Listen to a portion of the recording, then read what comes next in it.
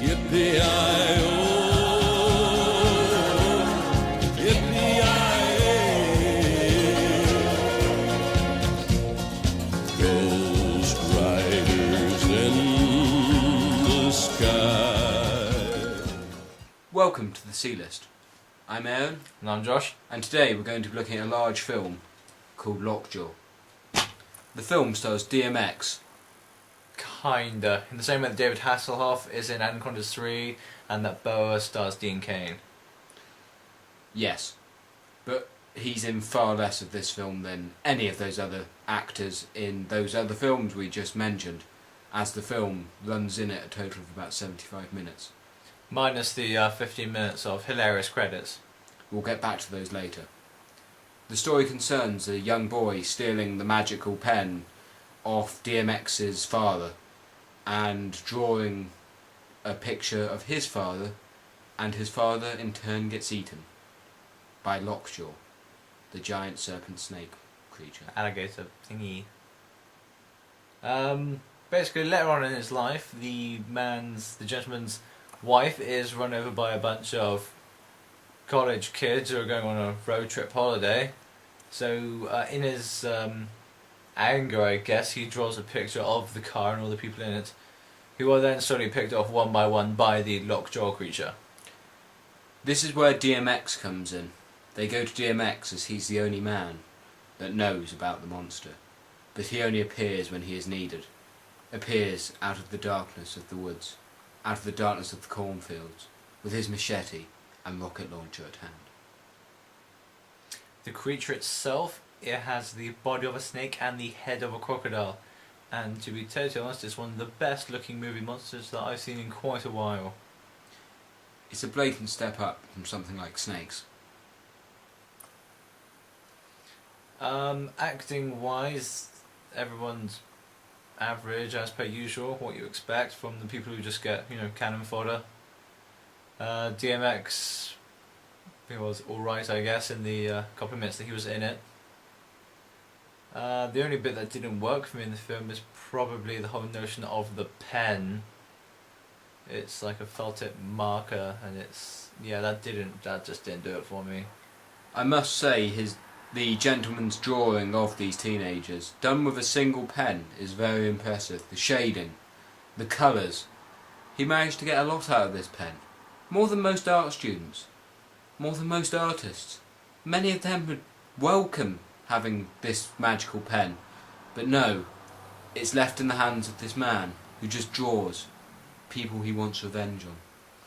An interesting fact is that I think when they were making it, the artist who did the pictures for both the little kid and the older gentleman was the same person. So basically, this kid in about 40 years hasn't gotten any better at drawing. And it's just a tiny little fact, but it's quite noticeable. The film itself was quite enjoyable. Yeah, I really enjoyed it. It was good. I picked it up because it looked terribly bad, but it was terribly enjoyable. Nothing special in terms of filmmaking genius, but as a fun film to watch with friends, it's a brilliant night in. Definitely helped along by the rather tiny running time and DMX as well. He does make a slight contribution. I would like to say that the first major time you see DMX is hacking his way through the cornfield with a machete. There's no explanation of this. Doesn't tell you later, doesn't tell you before. It's just him hacking his way with a machete through a cornfield. Not even his own. Another thing which isn't actually explained is on the blurb of the case, it actually says that he is ex-military, but at no point in the film is it ever mentioned that he is an Army Special Ops vet and master hunter. They do call him Sarge. They call him Sarge, but at no point do they ever show him being in any way a Special Ops person, a vet, or really a monster hunter. He never really does anything.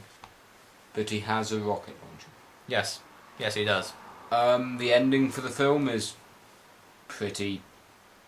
it's sort of enjoyable, nothing special. not as bad as numerous films that we've watched or reviewed, but sort of a lot better than some. Yeah, this movie is, the plot-wise, it's very similar to Pumpkinhead. Sort of Pumpkinhead with the snake and no Lance Henriksen, and not quite as good, and with less characterisation and less direction, and the special effects aren't as good. Pumpkinhead's a better film, but this film's still good. Yeah, Lockjaw's still good. Back to the credits. The people that did the credits for the film, Have no idea of what they're doing. they seem to just sort of pick random names out of the hat of where they'll be placed. Very rarely in films have I seen sort of gaffers towards the top, cast at the very bottom, and split between the two. One of my favourite ones was the director of photography appearing in between the best boy Grip and I think it was an assistant gaffer or something. I must say it's also one of the few films that the very first name at the beginning of the film is the director's name. No cast, just the director's name. Very rare for that to happen. Did make me think that the film might be a bit sort of, how can I put it, a sort of arrogant statement from the director about the political environment in which this snake exists, but it wasn't. It worked. Another little thing about the credits is that to start off with, they have the names on the left and then the roles on the right, and then halfway through the credits, they just swap place. We don't know why, it just does. That, and in the credits, there are actually a few characters mentioned, such as an FBI agent, who never actually appear in the film itself.